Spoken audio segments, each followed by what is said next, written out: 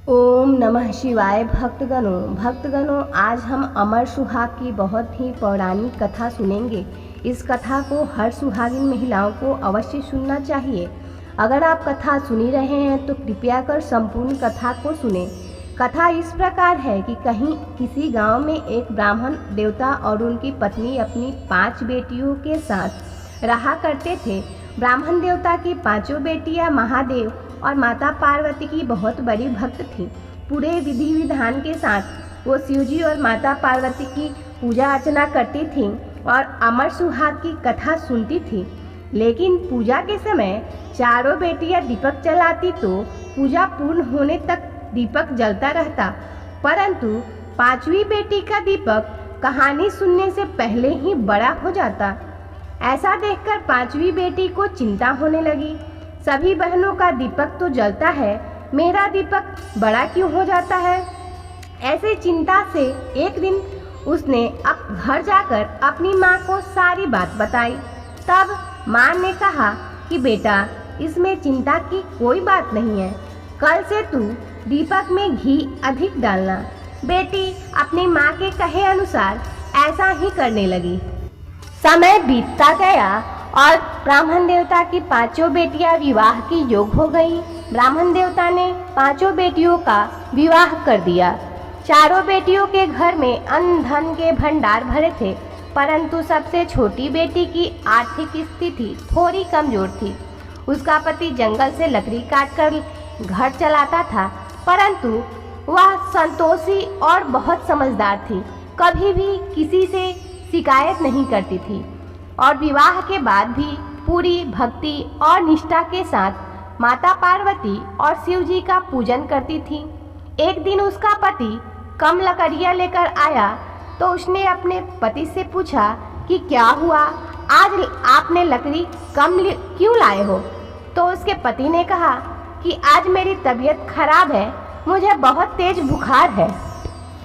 अगले दिन उस लड़की के पति फिर लकड़ी काटने जाने लगे।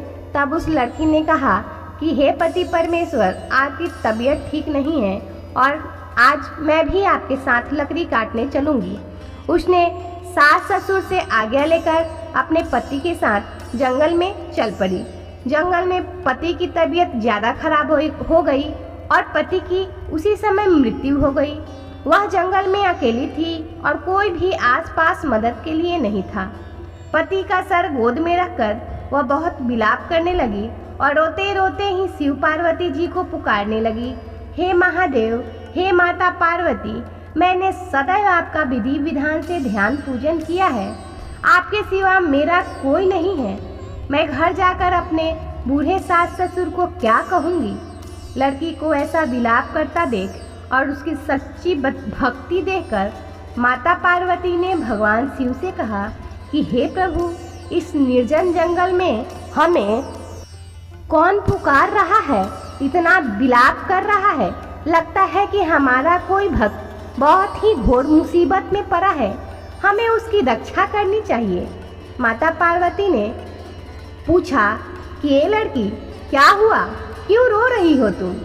तब लड़की ने सारी बातें अपनी माता पार्वती जी को बताई और उनके चरणों में गिरकर विनती करने लगी।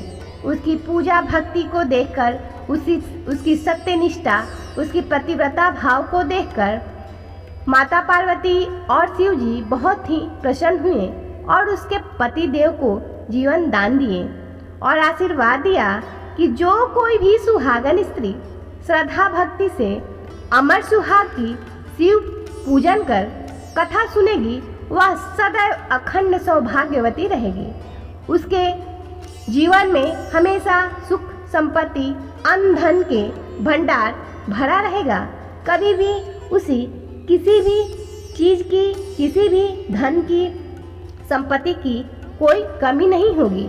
और इस प्रकार भगवान भोलेनाथ और माता पार्वती की कृपा से उस 5वीं लड़की के पति पुनः जीवित हो गए और वह खुशी खुशी अपने पति के साथ अपने घर गई और सुख संपन्नता के साथ अपना आगे का जीवन व्यतीत करने लगी। दोस्तों, आपको अगर ये अमर सुहाग की माता पार्वती और शिव जी की पौराणिक कथा अच्छी लगी हो तो इस चैनल को एक लाइक, शेयर और सपोर्ट जरूर करें।